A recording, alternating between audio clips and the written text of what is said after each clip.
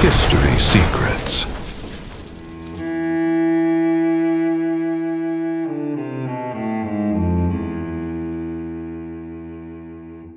Dans l'un des passages les plus symboliques et dramatiques du Nouveau Testament, apparaît une scène qui a traversé des siècles d'interprétation.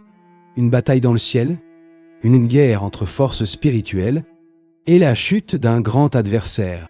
Le récit apparaît dans le livre de l'Apocalypse. Un texte connu pour ses visions intenses et ses images profondément symboliques. Apocalypse, chapitre 12, versets 7 à 9, décrit un conflit inattendu.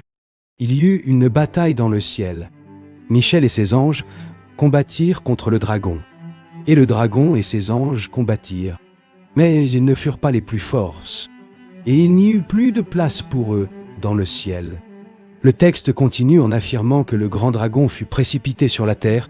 Ce dragon est identifié comme l'ancien serpent, celui qu'on appelle le diable et Satan.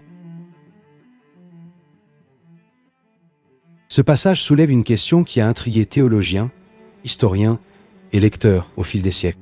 Que représente exactement cette guerre dans le ciel ? S'agit-il de la description littérale d'un conflit spirituel survenu avant l'histoire humaine, ou d'une vision symbolique des forces qui s'opposent au plan divin ? Pour comprendre cet épisode, nous devons d'abord saisir le contexte dans lequel le livre de l'Apocalypse a été écrit. Une période marquée par des persécutions, des tensions religieuses et une profonde attente de transformation. Pour comprendre la vision de la guerre dans le ciel décrite dans l'Apocalypse, il est important d'observer qui fut l'auteur de ce livre et dans quelles circonstances il écrivit. L'Apocalypse est traditionnellement attribué à Jean, un chrétien qui vivait à la fin du 1er siècle. Selon l'introduction du texte lui-même, Jean se trouvait sur l'île de Patmos lorsqu'il reçut les visions qui formeraient le contenu du livre. Apocalypse, chapitre 1, verset 9, mentionne qu'il se trouvait là à cause du témoignage de Jésus. De nombreux chercheurs considèrent que cette période coïncidait avec des moments de tension entre l'Empire romain et les communautés chrétiennes. Dans ce contexte, le livre de l'Apocalypse utilise un langage hautement symbolique. Des visions, des créatures mystérieuses, des batailles cosmiques et des images dramatiques apparaissent tout au long du récit. Ils font partie d'un style littéraire connu sous le nom de littérature apocalyptique. Ce type de littérature était relativement courant dans le monde juif de l'époque. Il utilisait des symboles intenses pour transmettre des messages sur des conflits spirituels, des crises historiques et l'espérance d'une intervention divine. Dans ce style, la guerre dans le ciel décrite, au chapitre 12, représente plus qu'un simple affrontement physique. Elle exprime une réalité spirituelle, une tension entre des forces qui représentent l'ordre et le chaos, entre fidélité et rébellion. Mais, pour mieux comprendre le sens de cette bataille céleste, nous devons observer la figure centrale de ce conflit. L'adversaire décrit dans le texte, le grand dragon. Au centre de la vision présentée dans l'Apocalypse, apparaît une figure décrite à travers une série d'images puissantes. Le texte parle d'un grand dragon rouge, une créature symbolique qui rassemble plusieurs traditions anciennes sur le mal et l'opposition au plan divin. Apocalypse, chapitre 12, verset 3, décrit ce dragon avec 7 têtes et 10 cornes. Sur ces têtes se trouvaient des diadèmes. Dans le langage symbolique de la littérature apocalyptique, ces images représentent généralement le pouvoir, l'autorité et l'influence. Mais le texte lui-même identifie clairement cette figure. Apocalypse, chapitre 12, verset 9, affirme que le grand dragon est l'ancien serpent, celui qu'on appelle le diable et Satan, celui qui trompe le monde entier. Cette identification crée un lien direct avec une image beaucoup plus ancienne, le serpent mentionné dans le livre de la Genèse. Genèse, chapitre 3, décrit l'épisode dans lequel le serpent dialogue avec Ève dans le jardin d'Éden. Au fil de l'histoire de l'interprétation chrétienne, de nombreux théologiens ont associé ce serpent à la figure de Satan, bien que le texte de la Genèse lui-même ne fasse pas cette identification de manière explicite. Cette association s'est renforcée surtout dans les traditions postérieures. Ainsi, la vision de l'Apocalypse rassemble différentes images symboliques qui se sont développées au fil des traditions religieuses. Le serpent ancien, l'adversaire spirituel, le dragon qui s'oppose au royaume de Dieu. Mais le récit ne présente pas seulement cette figure. Il introduit aussi le chef des forces célestes qui se dresse contre lui. Michel.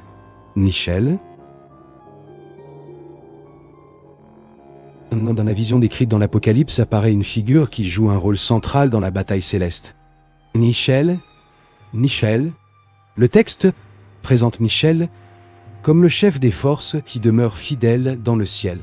Apocalypse, chapitre 12, verset 7, affirme que Michel et ses anges combattirent contre le dragon. C'est l'un des rares passages bibliques qui décrivent explicitement un conflit entre êtres célestes. La figure de Michel apparaît déjà dans des textes antérieurs de la tradition biblique. Dans le livre de Daniel, il est décrit comme un grand prince qui protège le peuple de Dieu. Daniel, chapitre 10, verset 13, mentionne Michel comme l'un des principaux princes célestes. Plus loin, Daniel, chapitre 12, verset 1, le présente comme le gardien qui se lève en temps de grande détresse. Ces références indiquent que Michel était perçu comme une figure importante au sein de la hiérarchie céleste. Un défenseur, un protecteur, quelqu'un associé à l'ordre divin. Lorsque l'Apocalypse décrit Michel conduisant les anges contre le dragon, elle reprend cette tradition. Le conflit présenté dans le texte n'est pas seulement une bataille physique. Il représente l'opposition entre deux forces spirituelles. D'un côté, ceux qui restent alignés avec le dessein divin. De l'autre, ceux qui se rebellent contre cet ordre.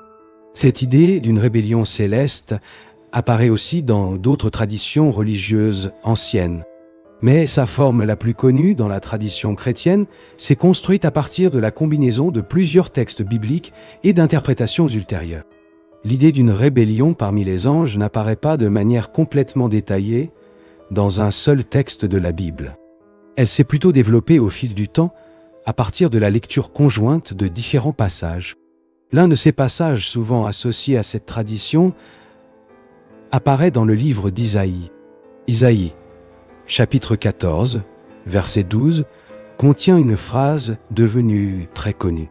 « Comment es-tu tombé du ciel, astre brillant du matin, fils de l'aurore, tu as été précipité sur la terre. » Ce passage fait à l'origine partie d'un discours adressé au roi de Babylone.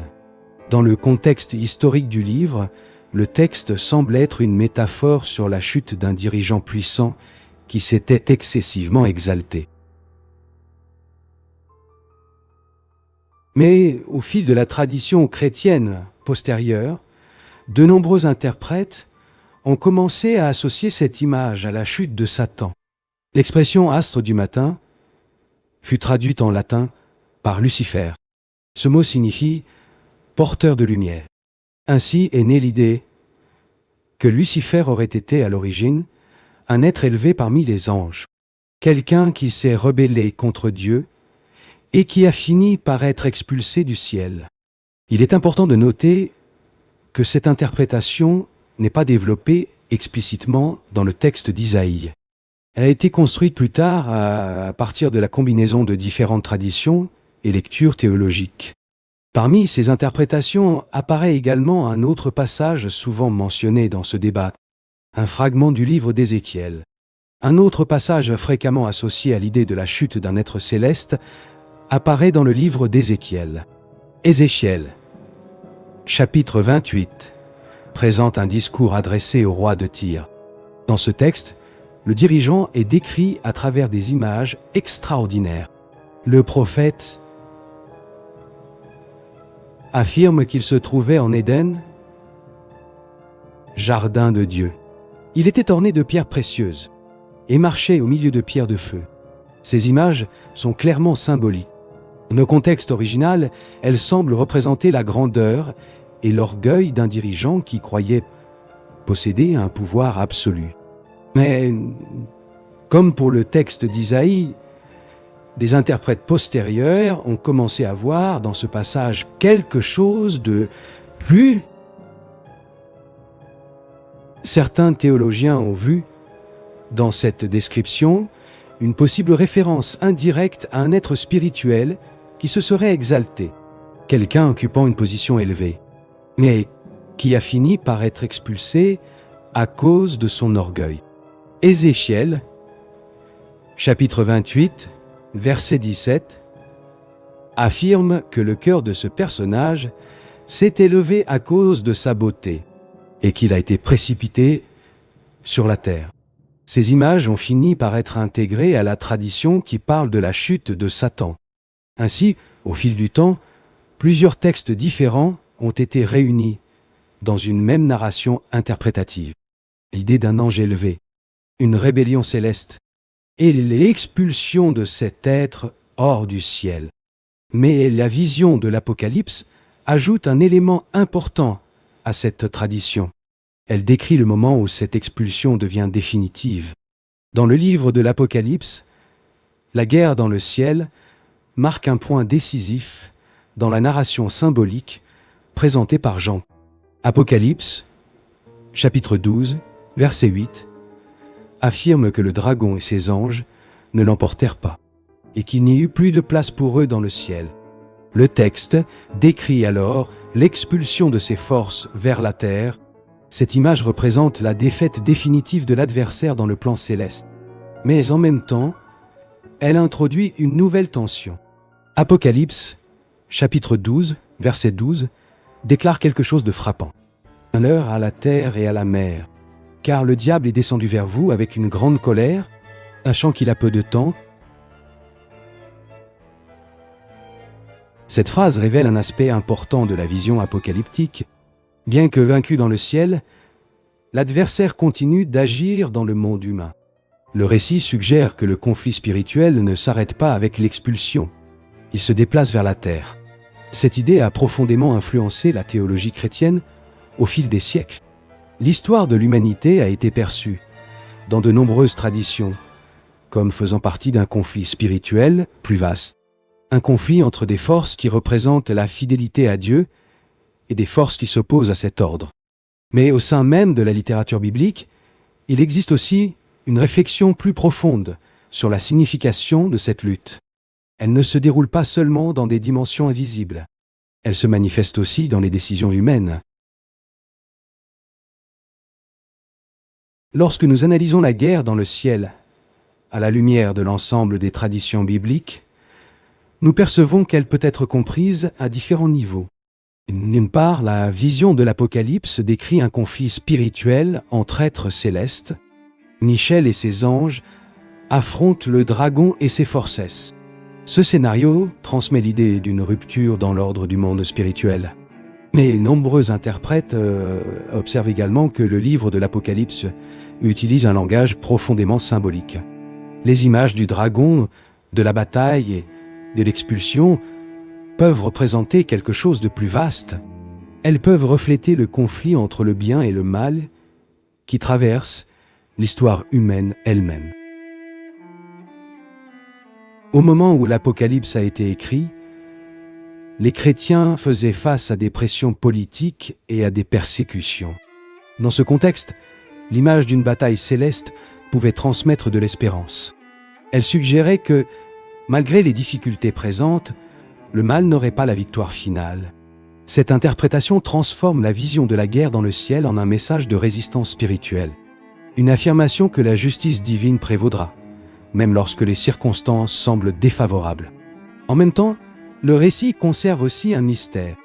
Il ne décrit pas tous les détails sur l'origine de la rébellion des anges.